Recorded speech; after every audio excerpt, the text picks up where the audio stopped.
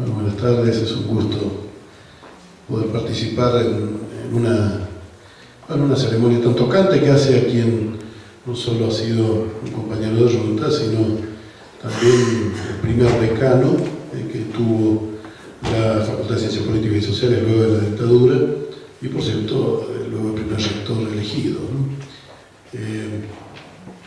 Elegido de una manera que los que recordemos aquella época, que somos no tantos acá adentro ya, podemos rememorar porque fue bastante apoteósico aquello.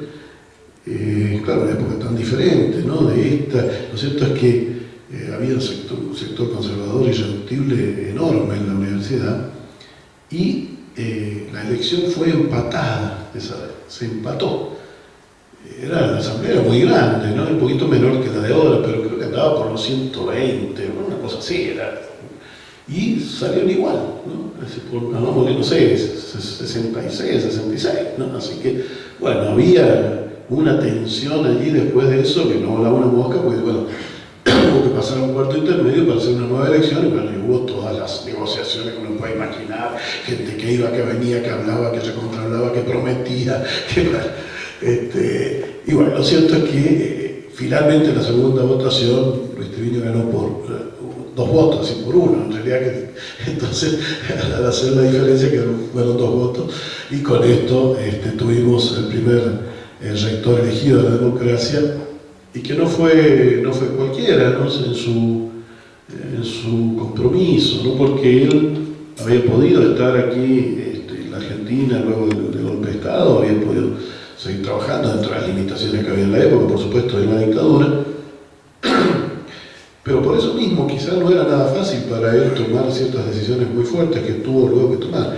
Quizás era más fácil tomarlas para alguien que venía de fuera, pero él, desde ese lugar donde no tenía ninguna, digamos, sitio para el revanchismo ni algo por el estilo, sí tuvo una actitud de justicia muy relevante, muy destacable, porque yo recuerdo que le tocó en el Consejo Superior desempatar entre si el decano que había habido, por supuesto en la época de la dictadura, un decano no elegido, el decano forzoso de la época de la dictadura, y que además había sido rector de la Universidad de San Luis, un rector recordado por despótico allá, le tocó a él decidir si se lo sacaba o no de la universidad. O sea, se había empatado, también ahí también se empató en el Consejo. Tales eran las relaciones de fuerza en esa época en la universidad. Entonces le tocaba a él, a Luis Triviño, desempatar. Era una época en que los carapintadas andaban dando vueltas por ahí, ¿no es cierto? Bueno, ahora andan otros, ¿no es cierto? Tenemos algunas rebeliones policiales, pero en aquella época que estaban los carapintadas, bueno, uno no sabía si la democracia iba a durar 1 año, 3 años, o nada, y que hacia el día siguiente quizá venían los esbirros otra vez, o sea que era difícil decidir, ¿no? Y él levantó la mano y dijo que se vaya, ¿no? Se asumió una responsabilidad personal que era dura, que era difícil y que era de justicia, ¿no? No era un acto de venganza contra nadie, era un acto de justicia porque efectivamente era una persona que afectaba la convivencia, digamos, normal que se puede tener en la institución. Así que creo que, bueno, todos recordamos entonces aquellos tiempos complicados, aquellos tiempos nada fáciles en que, bueno, él representó un amplio espectro, ¿no es cierto?, de posibilidades y de valores en torno de la democratización, en torno a los derechos humanos y de los derechos civiles, ¿no? Algo que Luis ya decía, ¿no? Fue un laico militante, ¿no? Pero a la vez las palabras tolerancia y pluralismo las aprendimos de él, ¿no? El pluralismo era una palabra que estaba siempre en su boca, pero que nunca fue solo una palabra, ¿no? Es alguien que efectivamente era capaz de sostenerlo, ¿no? Sostener palabras plenas, como diría algún psicoanalista, ¿no? Es decir, se tomaba en serio lo que decía, y por eso es que dio tanto lugar a las ceremonias religiosas, pero ceremonias religiosas que fueron por primera vez ecuménicas, así que desde este punto de vista, como destacabas recién, por primera vez en mucho tiempo cortaron la hegemonía, que no era hegemonía, sino directamente era, diríamos, la única presencia, que era la de la Iglesia Católica, y desde entonces ha habido, y ya nos es común, y nos parece muy normal, pero no lo era en su momento, y hubo resistencias nada menores a su decisión de que, bueno, musulmanes, judíos, protestantes y católicos, por supuesto, y luego algunos otros, por cierto, venido hasta los Hare Krishna y otros últimamente, estuviesen presentes, ¿no? Esto creo que también marca una condición singular, en una época que, digamos, todavía se pensaba muy diferente a lo que el horizonte histórico actual puede permitir imaginar, ¿no? También hay algunas anécdotas que pueden ser un poco más amables o graciosas, ¿no? Como en sus peleas con los denominados gauchos que hay en Mendoza, la asociación gaucha, ¿no es cierto? Pero la asociación gaucha se viste de gaucho en la fiesta de la vendimia, ¿no? El resto del año no son gauchos, ¿no? Pero son gauchos ese día y tienen una asunción de identidad muy fuerte. Entonces Luis muchas veces, ¿no? En muchas ocasiones discutió con ellos tratando de convencerlos de esta idea conocida por muchos, que es de Eric Hobsbawm, este gran autor marxista británico, que habla de invención de la tradición, ¿no?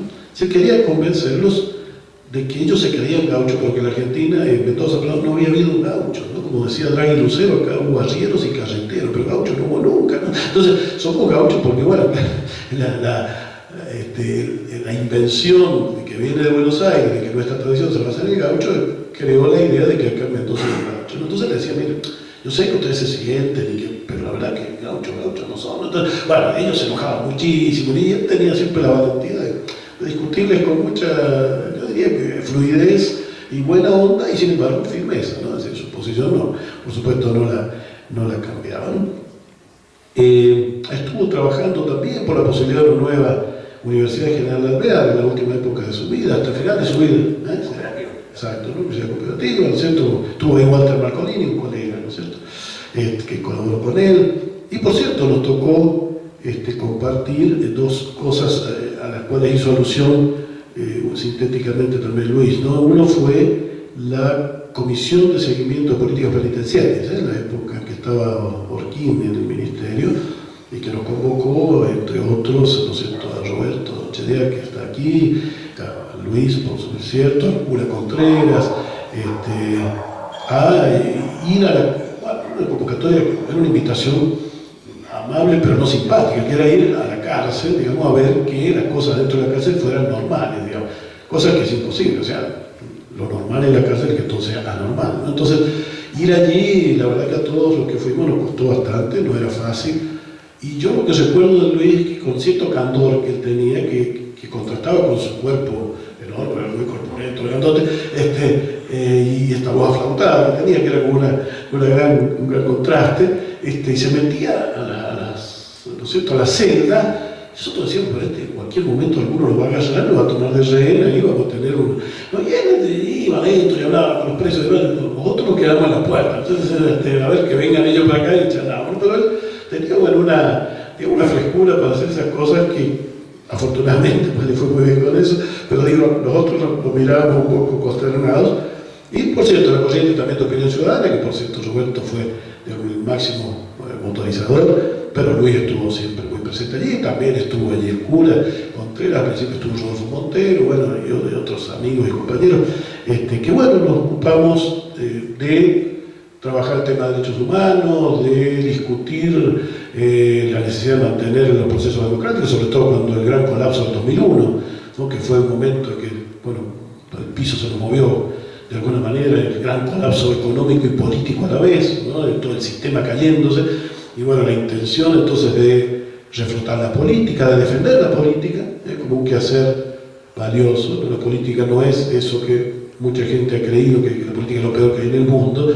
Hay malos políticos, claro que los hay, pero hay malos en todas las áreas, digamos. Lo cierto es que sin política una sociedad no puede funcionar razonablemente, ¿no? La política es imprescindible, y si la defendíamos desde ahí, defendimos en estos momentos, bueno, salvar el 2001, sostener críticamente, ¿no? Fue el momento de salida, pero a la vez la institucionalización, e incluso finalmente las políticas de derechos humanos en la época de Néstor Kirchner. Es decir, él siempre estuvo más allá de banderías, porque incluso era muy curioso cuando lo conocimos, él estaba en Causa Nacional, y algunos decían, pero ¿cómo? Si es el sector más conservador, creíamos por lo menos, en el radicalismo de la época, pero él de conservador no tenía nada, ¿no? Son las políticas que he narrado, y tenía estas paradojas curiosas, digamos, que costaban, digamos, que uno podía ubicarlo ahí en algún lugar directamente fijo, ¿no? Lo cierto entonces es que también fue un buen académico, pero no era un académico de estar todos los días entre los libros, no era una persona que le gustaba sanamente la calle y la vida social, ¿no? Y mi padre, don Vicente, que era inspector de escuela, fue uno de los contertulios de él en algunos de los cafés que solía ir él, ¿no? Ya luego falleció mi padre y siguió con otro café, de los cuales estaba, claro, algunos que compartía con la gente de la corriente, ¿no? Pedro Salazar también, ¿no? Lo cierto es que uno lo veía muy a menudo en el centro, ¿no? Y además, bueno, en esto hay que destacarlo, ¿no? Sin duda, que fue un hombre muy honesto y que vivió con humildad hasta el final de su vida, vivió con la jubilación que había en esa época, ¿no? Que era bastante estrecha, digamos, ¿no? Andaba por menos del 50%, así que él, que había sido rector, tenía que ajustarse el cinturón, ¿no? Vivió en la casa del maestro un tiempo, luego vivió en la casita, ¿no es cierto? Ahí en Guaymallén, una casa de barrio, una casa que se inundó, ¿no es cierto? De pronto, porque tuvo problemas, problemas graves ahí, quiero decir con esto, una casa humilde, ¿no es cierto? No tenía auto en esa época, ¿no es cierto? Muchos lo acompañamos más de una vez y conocimos así su casa, ¿no es cierto? En el barrio. Quiero decir con esto, él fue alguien que vivió con mucha humildad,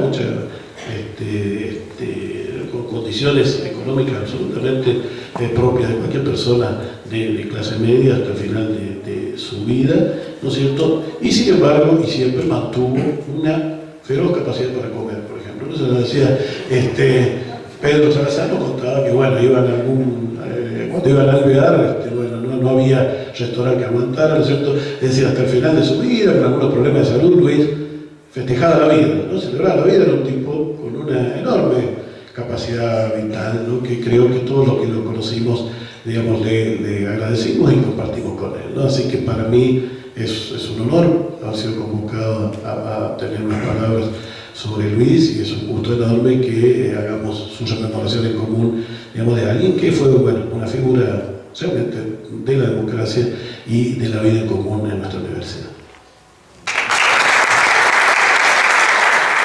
Mi primer vínculo con la vida académica en Mendoza fue a través de Luis Triviño.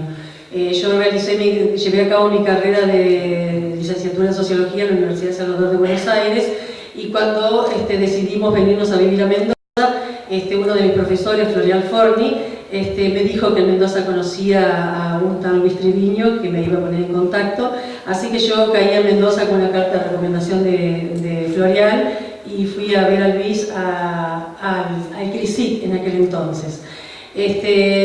Fue increíble, digamos, tratando yo de retrotraerme al pasado y pensar en esa relación con Luis, el comportamiento, digamos, la apertura de Luis hacia mi recibimiento.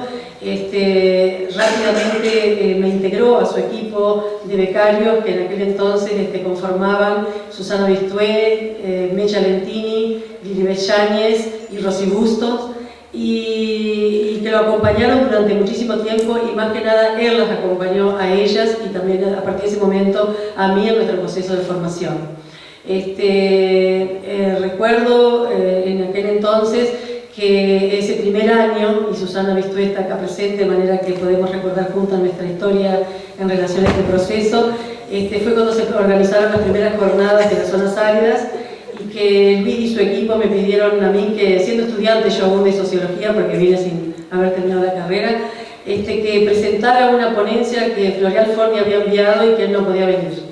Entonces, bueno, yo accedí a la solicitud y me atreví, digamos, de alguna manera a presentarlo. Después de eso, me acuerdo también haber participado como alumna vocacional en la asignatura que Luis dictaba de Antropología Social y Cultural, dado que en mi carrera yo no lo había tenido en Buenos Aires, así que él me sugirió que me incorporara ahí. Después recuerdo también durante 2 años que Luis me dio lugar en el equipo de las chicas, digamos, de su equipo, de sus becarias, porque era su equipo, en la Facultad de Ciencias Políticas y Sociales, y trabajé con ellas durante 2 años acompañándola y haciendo la tarea que ellas me indicaban que hiciera mientras que yo terminaba mi carrera. Una vez terminada la carrera, Luis fue mi director de CONICET durante 7 años. Él fue mi director alternadamente con Florian Forni, director y codirector durante todo ese proceso de formación. Al mismo tiempo, cuando se inicia ese proceso, era también el inicio también del proceso de reorganización de la facultad, más que nada en la carrera de Sociología, donde él, comprometido, digamos, con el proceso de formación de sus becarios, me invitó a concursar algunas de las cátedras que estaban expuestas para concurso, y fue cuando concursé la metodología de las ciencias sociales, materia, digamos, que aún sigo dictando y estando a cargo. En realidad, creo que desde ese punto de vista le debo, digamos, todo este proceso de formación, o por lo menos lo tengo muy presente. Estuvo siempre muy cerca de mí y muy cerca de todo el equipo. Por otro lado, recuerdo su vínculo, digamos, o su conexión permanente, sus idas anuales a la Laguna del Desierto con su equipo de investigación y de becarias, para compartir, digamos, con la gente del lugar las celebraciones religiosas. Y esto también me hace pensarlo a él, que una persona crítica de los procesos sociales, crítico de los procesos políticos, pero también con una extensión, digamos, al plano de lo religioso. Un poco lo que ya dijeron Luis y Roberto en ese tema, y, digamos, también profundizó en su posición de ateo, digamos, y dando luego a la producción y publicación de su libro Ateísmo, que no largo tiempo antes de fallecer, nosotros fuimos, me acuerdo que me llamó para invitarme a la presentación del libro, y que ahí fuimos con su amiga entrañable Adela Britos, y fue muy interesante porque también eso habla de Luis, digamos. Fue una noche con muchísima gente en ese lugar, en esa reunión, lo que muestra lo convocante que era Luis, lo atractivo en sus intereses, y en esto justamente de compartir con el otro y con la diversidad de posiciones que había frente al tema de la religión, conociéndonos a nosotros por ahí, o algunas de nosotras vinculadas con espacios religiosos concretos, cuando él tenía una postura totalmente diferente. Entonces, yo creo que toda esta trayectoria, todo este itinerario, digamos, recorrido por mí, lo cuento porque en ese proceso Luis daba a entender lo que él era.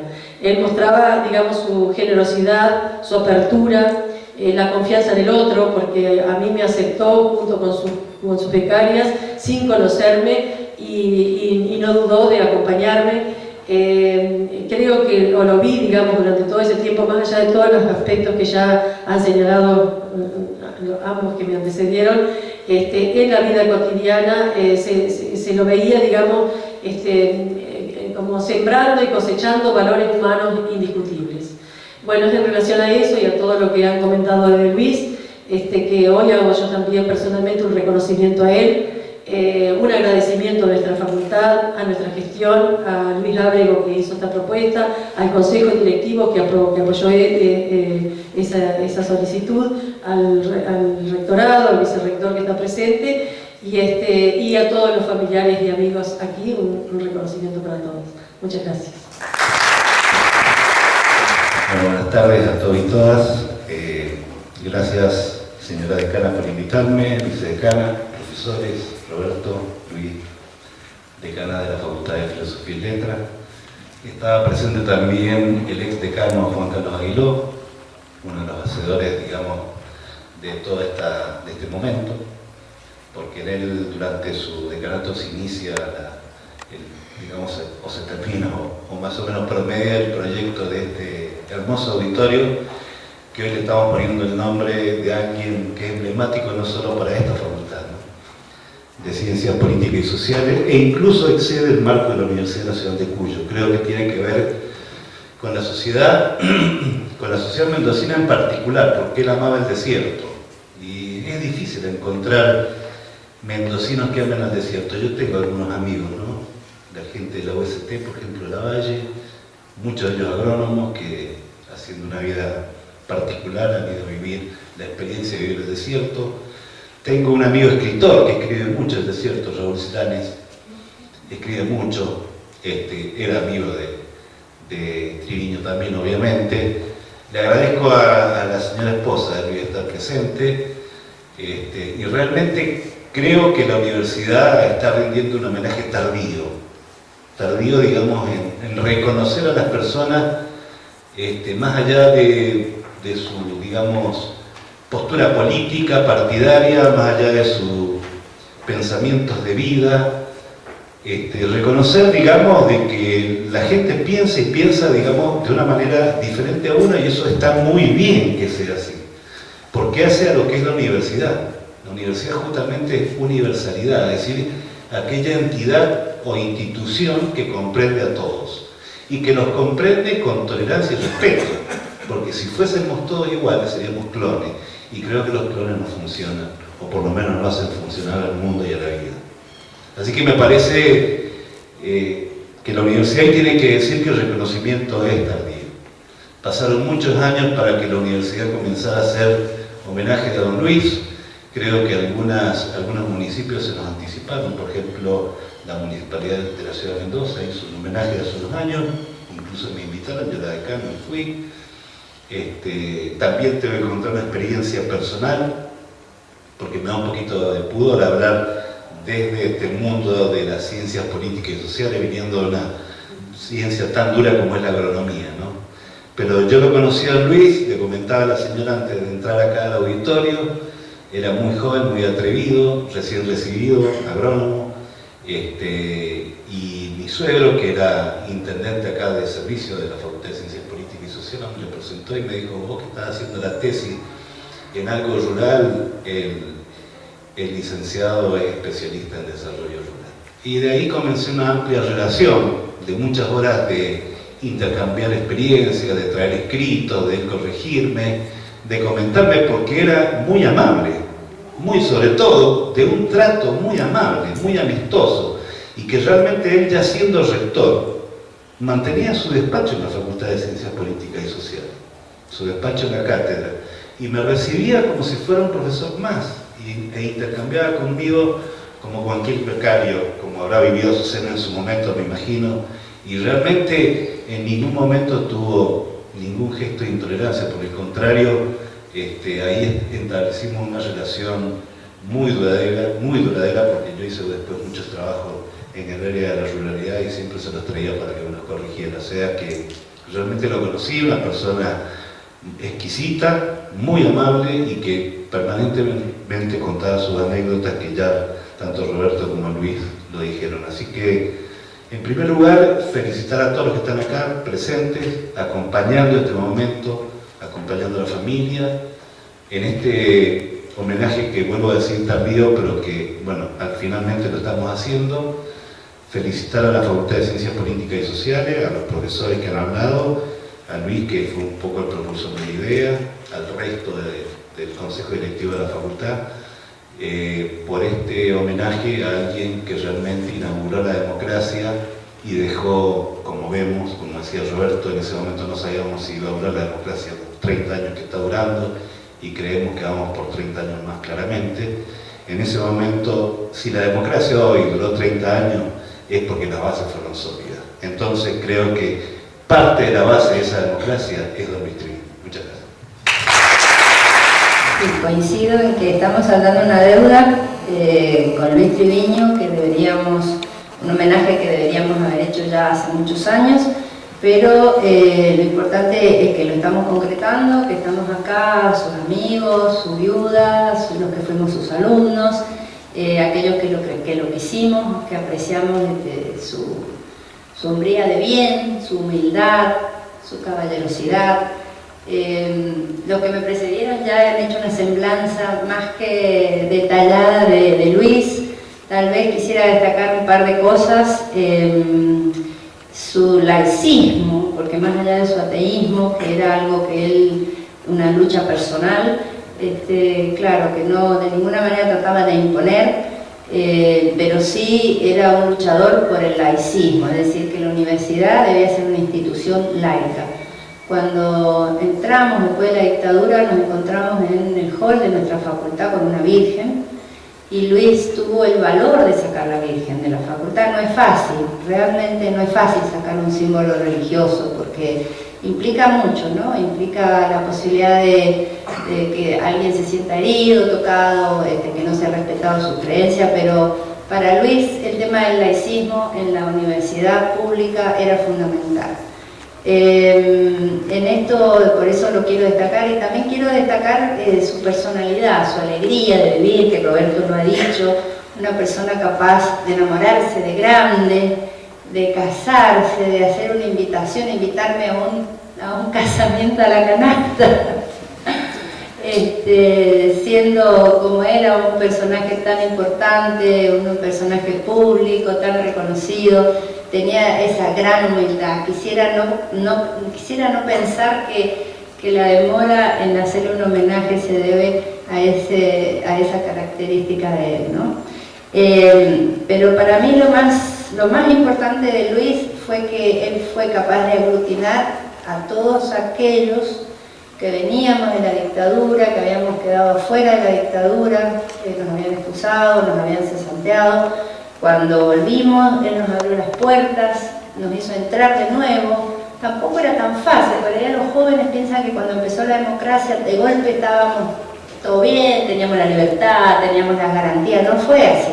Había que pelearla palmo a palmo, y Luis lo hizo. Luis nos incorporó a los cesanteados, incorporó a los exiliados, el caso de Roberto, el caso de Azucena, y de aquellos que venían de afuera, exiliados, sin trabajo. Luis los incorporó a la facultad, reconociéndole sus méritos académicos, reconociéndole su trabajo de compromiso social y teórico.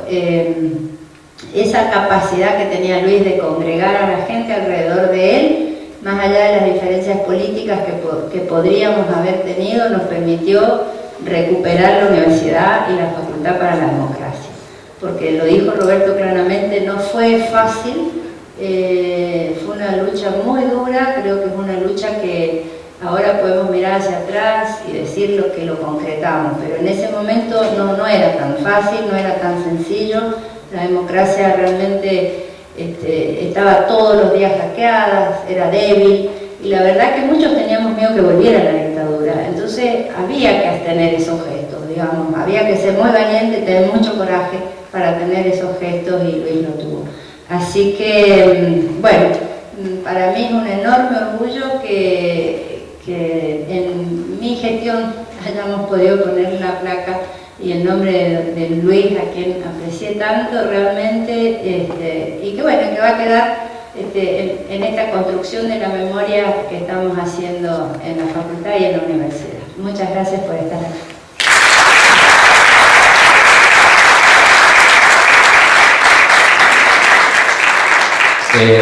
Salgo un segundo del protocolo porque básicamente yo me olvidé, tampoco nadie lo mencionó, por eso lo digo. Luis fue artífice fundamental y decisivo para que en nuestra facultad se creara la carrera de comunicación social. Y ese es un dato, digo, que se nos pasó. Y hoy también que ya nuestra carrera está consolidada en la facultad, en la universidad y demás, es un elemento más que habla de la trascendencia y de la visión estratégica que tuvo Luis Triviño para nuestra universidad. Así que bueno, un motivo más.